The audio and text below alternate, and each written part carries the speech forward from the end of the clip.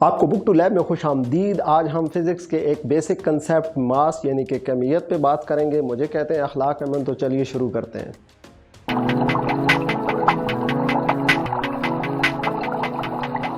तो मास क्या है? मास किसी शय में मौजूद मादे की मिकदार का पैमाना है। ये हमें बताता है कि किसी शय में कोई चीज़ कितनी मौजूद है। रेत का एक ज़र्रा हो या एक बड़ा सैयारा, हर चीज़ में मास मौजूद होता है। मास और वज़न को एक ही चीज़ समझा जाता है, हालांकि ये मुख्तलिफ है। मास एक स्केलर मिकदार है, यानी इसकी कोई समत नहीं होती, जबकि वज़न एक फ़ोर्स है जो ग्रेविटी पर मुनहसर होता है। बैनुल अक़वामी निज़ाम कायनात में मास की इकाई किलोग्राम है।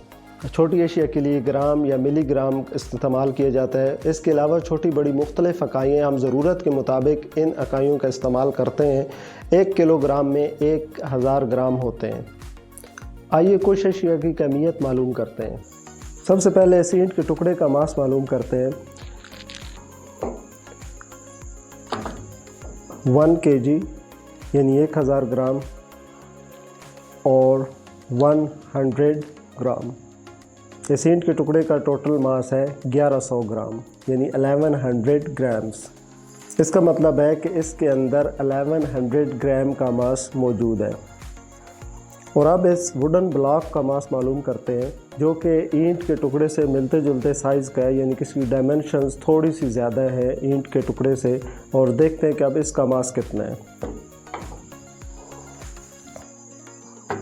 500 ग्राम प्लस 50 ग्राम्स, यानी कि 550 ग्राम्स का टोटल इसके अंदर मास मौजूद है। तो अब दोनों में फ़र्क जो है वो नोट कर सकते हैं कि ईंट के टुकड़े का और इस वुडन ब्लॉक का मास का कितना फ़र्क है। हालांकि जो वॉल्यूम के हिसाब से या जो हजम के हिसाब से दोनों में कुछ ज़्यादा फ़र्क नहीं है, लेकिन इनके जो मासेस है उनमें कितना ज़्यादा फ़र्क है। तो इससे फ़र्क नहीं पड़ता कि कोई चीज़ कितनी या छोटी बड़ी है, मास मुख्तलिफ हो सकते हैं। आइए अब मुख्तलिफ मटीरियल्स के मासेस का आपस में कंपैरिजन करते हैं। एक तरफ ईंट का ये टुकड़ा है और इसके साथ ही दूसरी तरफ वुडन ब्लॉक है। अब देखने में ये वुडन ब्लॉक जो है ये इस ईंट के टुकड़े से बड़ा है, तो ऐसा लग रहा है जैसे कि इसमें मास की मिकदार ज़्यादा है, लेकिन ऐसा नहीं है।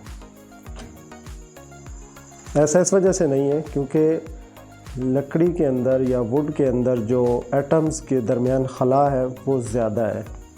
इसके अंदर मटेरियल कम है, लेकिन जो एटम्स का आपस में खला है वो ज़्यादा है।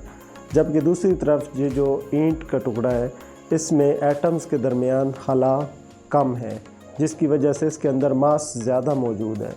इसका वॉल्यूम छोटा है, वॉल्यूम कम है, लेकिन इसके अंदर जो एटम्स हैं वो ज़्यादा मौजूद है, यानी कि ज़्यादा कमियत, ज़्यादा मास मौजूद है। जबकि दूसरी तरफ वुड में ऐसा नहीं है। अब आप नोट करें कि इस ईंट के एक टुकड़े के ये 2 बराबर हैं। वुडन के इस जैसे 2 ब्लॉक्स आपस में कंपेयर किया जाए तो बराबर है। तो इससे आपको अंदाज़ा हो सकता है कि इस ईंट के टुकड़े में मास जो है वो ज़्यादा मौजूद है, जबकि इन वुडन के ब्लॉक्स में मास की कम मिकदार है। तो इससे आपको अंदाज़ा हो गया होगा कि मास का ताल्लुक़ किसी चीज़ के वॉल्यूम के साथ नहीं है, यानी कि हजम के साथ नहीं है। हो सकता है कोई चीज़ हजम में छोटी हो और उसके अंदर मास की मिकदार ज़्यादा हो, जबकि कोई चीज़ हजम में बड़ी हो लेकिन उसके अंदर मास की कम मिकदार मौजूद हो। मास की एक और भी खसूसियत है जिसे इनर्शिया कहा जाता है। इनर्शिया किसी भी चीज़ की वो सलाहियत है जिसमें वो अपनी हालत सुकून या हालत हरकत में तब्दीली के ख़िलाफ़ मुज़ाहमत करती है। इसे इनर्शिया कहा जाता है।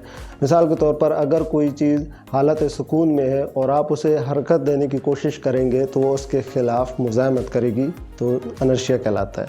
इसी तरह से अगर कोई चीज़ हरकत में और आप उसे रोकने की कोशिश करते हैं तो वो भी उसके ख़िलाफ़ मुज़ाहमत करेगी और वो अपनी हरकत को जारी रखने की कोशिश करेगी, तो ये इनर्शिया कहलाता है। इस मुज़ाहमत को इनर्शिया कहा जाता है।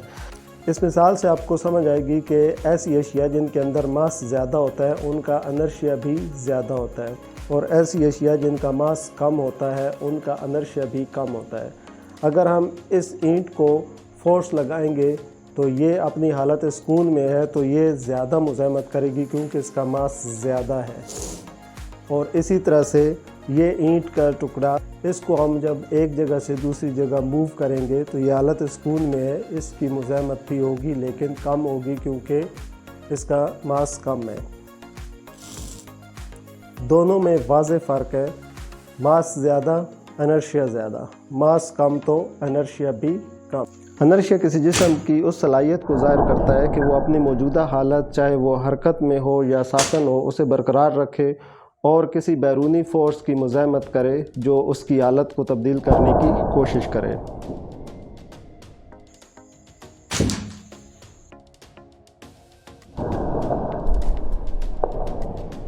बुक टू लैब में हमारे साथ शामिल होने के लिए शुक्रिया। अगर आपको ये वीडियो पसंद आई तो इसे लाइक, शेयर और कमेंट करें और मेरे चैनल को सब्सक्राइब करके इस कम्युनिटी को आगे बढ़ाने में मेरी मदद करें। Thanks for watching.